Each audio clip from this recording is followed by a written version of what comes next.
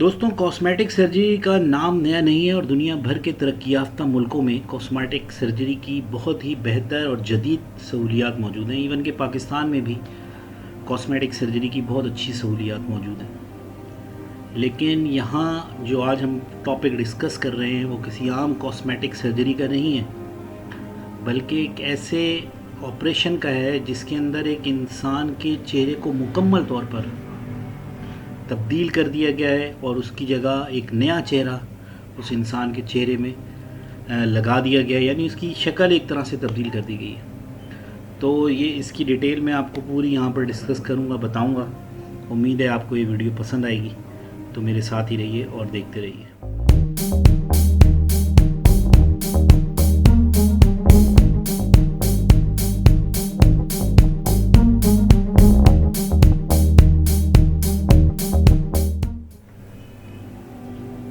یہ سرجری آج سے کچھ ہفتوں پہلے نیو یارک امریکہ میں ہوئی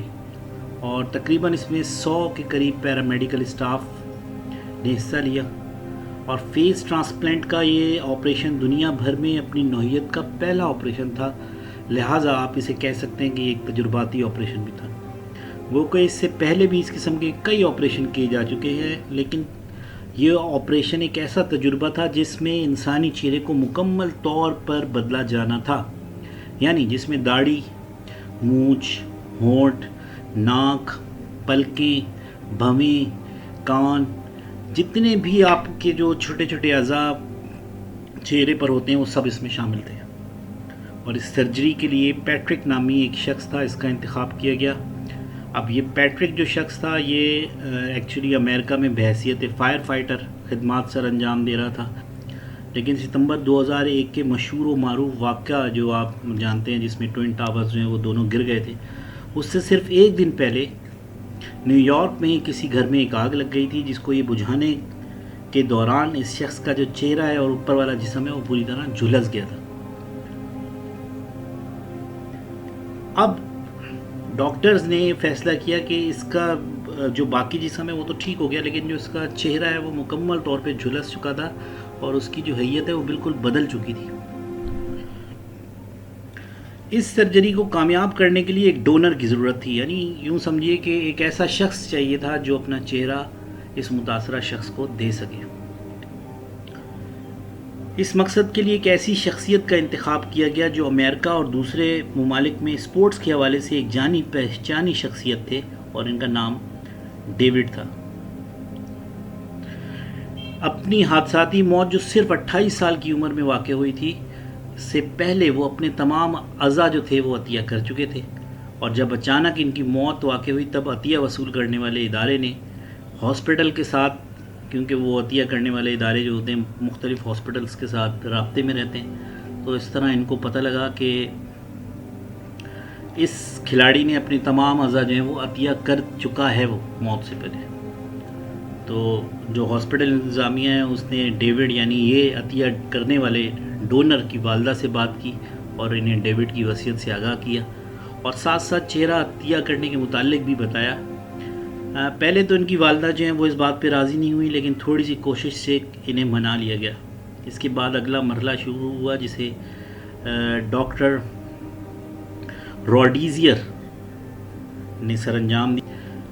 اور اس سرجری کے لیے 2 آپریشن تھیٹر استعمال ہوئے۔ ایک میں ڈونر ڈیوڈ کے چہرے کا آپریشن کرنا تھا،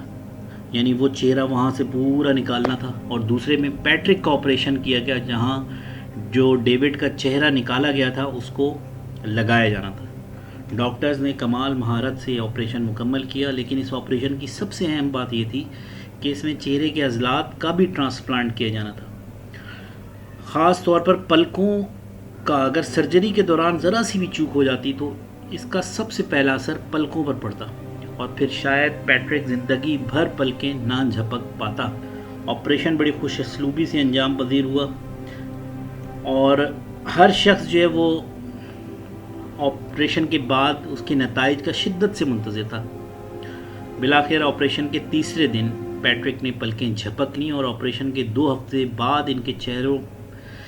کے اوپر جو موجود بال تھے یعنی داڑھی اور مونچھیں وہ بھی بڑھنا شروع ہو گئی، اور اس سرجری کے 3 مہینے بعد پیٹرک نے 14 سالوں کے دوران پہلی شیو کی۔ पैट्रिक नए चेहरे, होंठों, कान, नाक के साथ बोल चाल में मुश्किलात का शिकार था, लिहाजा इनकी मुख्तलिफ़ किस्म की थेरेपीज़ कराई गई और तकरीबन पिछले साल नवंबर के आखिरी हफ्ते के दौरान वो अपनी रोज़मर्रा ज़िंदगी में बावकार अंदाज में लौट चुके हैं। अपनी ड्यूटी दोबारा उन्होंने ज्वाइन कर ली है, लेकिन इस तमाम अमल के बावजूद अब उन्हें तमाम ज़िंदगी एक मेडिसिन लाजमी खानी है और ये मेडिसिन होती है एंटी रिजेक्शन मेडिसिन। ये एंटी रिजेक्शन मेडिसिन उनको किसी भी किस्म की रिएक्शन से बचाएगी तमाम ज़िंदगी, जब तक वो ज़िंदा है। अब उन्हें ये मेडिसिन ज़रूर खानी है।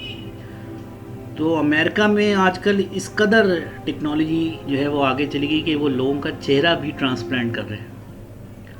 तो दोस्तों, मैं उम्मीद करता हूँ कि आपको आज की वीडियो जो है वो बहुत अच्छी लगी होगी और एक नई इन्फॉर्मेशन आपको इसमें मिली होगी, कुछ नई बातें जानने का मौका मिला होगा।